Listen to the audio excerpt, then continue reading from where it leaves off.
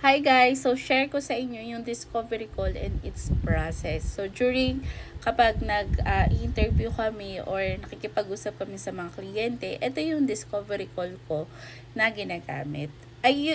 Nakuha ko lang to sa mga free group before, pero gusto ko siyang i-share sa inyo. Baka mamaya makatulong if ever naghahanap kayo ng client ngayon. So, nagbabawas kasi ako ng file ngayon kasi naghahang yung laptop. Kailangan kong magbawas ng mga file. So, ito yung isa sa mga nakita kong file. So, this is a discovery call and its process. So, ang goal talaga ng discovery call is for us to know if both of us and the prospect are good fit. So, hindi to yung ang goal mo is maklose mo yung deal, pero malaman mo kung okay ba kayong magtrabaho sa isa't isa. Ayan. So, ibababa ko yung sarili ko. Baka mamaya natatamaan ko kayo. And then, so we are not closing any sales here yet. We just want to get his pain and partially diagnose kung ano ba talaga yung problema niya. So, ang goal natin is to listen and let the prospect do all the talking. So, most of the time, talaga hayaan mo si client yung mag-initiate ng call. Siya talaga yung magsalita during the call.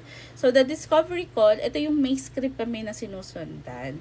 So, part 1 is, you and the prospect are doing the small talk. So, pwede ka mag-say, hey, is this your name? Ganyan. May I know, name, how's your weekdays going? And then, where are you from? How's your weather? And how's your family? Awesome. If you're ready, then we can go ahead and get it started. So, part 2 is you have to have the control of your discovery call. So, okay, let it start. And I just want to let you know that at the end of the call, you've gotten the clarity and the value that you need for your problem. I have questions for you and to get some information about your business and some a bit personal, but we are just going to get the important information to know where you are at now and what you need help with and whether I can help you or not. Sounds good? So, ito yung continuation ng part 2 natin. You should get the yes from them and wait to get them the yes. If they try to assert their dominance, say, alright, good luck then boy. Iwanan mo siya. Kapag hindi mo nakuha yung yes na hinihingi mo. So, part 3 is forgetting their pains. Ano ba talaga? Great. So, what it is that motivate you to take time out of your day to schedule a call with me. So, get them to qualify why they wanted to talk with you. So, and get the ball rolling on their identifying their pains. This is often called, why me? Why now? And why now? Ba't ngayon? Ba't gusto mo ngayon makipag-usap? Ganon. So, part 4 is understanding their business and their asset. That is awesome. Thanks for sharing that. So, tell me what's the problem that you're currently facing. So, this is the important part since you will be getting the information of their pains and challenges. And then, you have to, part 4 pa rin is you have to understand.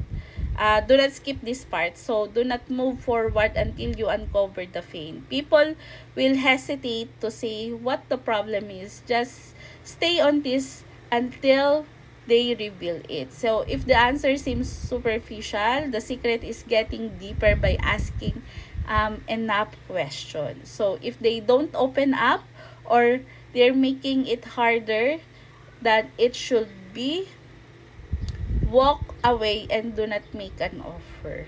So, kapag hindi nila sinasagot yung tanong mo, yun, that's the time you can ask them to, it's actually looks like you don't have a problem at all. So, I thank you for your time and I hope this call is worth your while. So, bye. Hard talaga pag hindi sila nag-open up sa atin, kapag hindi sila nagsabi ng kanilang problema, hindi sila nagsasabi, yun mas maganda talaga i-end mo na lang yung call kasi hindi siya magiging honest with you with answering your question. So, I understand your resistance to sharing that, but to help you get to where you want to go, I need to know what is your current situation. Very powerful yung part number 4 na yun. So, after giving their pains and challenges to you, kindly take note of this because this will be your guide guiding basis of giving them the solution. Hey XX, I would like to ask you these questions to get your information about your business. Will that be okay with you? So get a yes on this. So these are some of the questions you can ask. So do you use cloud based apps for record keeping? Like, are you using QuickBooks Online or Zero? What is the nature of your business? Is it service or trading? May I know the setup of your business, like single proprietor ba kayo, partnership, LLC, or a corporation? How many years has your business operating? Have you had a bookkeeper before? So can you give me an average number of monthly transactions? So less than 50 or more than 50 but less than 100. Your average gross monthly or yearly revenue amount. So how many bank accounts or credit cards do you use for your business? What are these? Do you mix your personal transactions with your business expenses, or have you done reconciliation of your books before? When was the last time you had reconciliation? And then, do you maintain inventory account if trading sila? So, when was the last actual inventory count? So, when was the last time you filed your tax return? So, do you have a cash flow issues? So, is your accounts payable, loans updated, and then is your accounts receivable updated too? So, do you have any concern or issues aside from what you have mentioned? So, if there's an additional information, just take note. Yan. So, part 5 is for you to be able to define the gap. If we were having this discussion a year from today, and you were looking back over the year, what has to have happened for you to feel happy with your progress? So, asking this put their minds on the end result and defines their gap for them, because it's much more powerful if they're the one who will realize that they will need help. So, part 6 is making the gap of you. So, okay, great thing. So, given everything that you told me, insert mo yung mga diagnosis mo dun sa mga sinagot niya dun sa mga questions mo sa taas. Is this right? Iko-confirm mo kung tama yun, yung pagkakaunawa mo sa kanya. And even if you tried your best to make them see the gap, it's not enough that they know it. So, you have to put out there and let them know that you know it too. So, this is where the notes you've taken from part 3 to part 5 will be useful. So, in part 7, you're making the gap wider. So, papaanohin mo pa, alawakin mo pa yung gap nila from point A to point B. So, point A is their current situation. Point B is yun yung gusto nilang makuha. Did you try something in the past to fix this?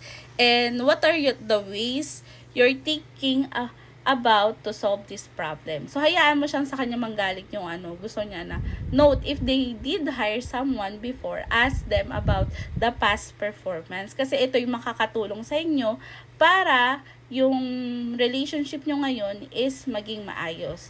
This will give you the benchmark, because to stay in his on her payroll, all you have to do is to be better than the last one. So if they tried everything and nothing worked, they'll realize how wide the gap actually is. This is also to get them to realize that they know how to solve the problem themselves. So they need someone with your expertise. So, part A is to close the call. I see. Thanks for sharing all those valuable details with me. And I'm really glad to have this talk to you. So, what I'm going to do is to ask you for access to your online app like Zero QBO to perform an audit walkthrough inside to see the status of your book. I can send you the NDA, non-disclosure agreement, to have it signed for confidentiality of the data. After that, I will send you the result of the audit, and then together with the audit findings and recommendation for plan throughout the proposal. So, yan na yung pinakadulo. This is where you bring home the bacon by not even being excited to close them. In fact, if you won't even mention what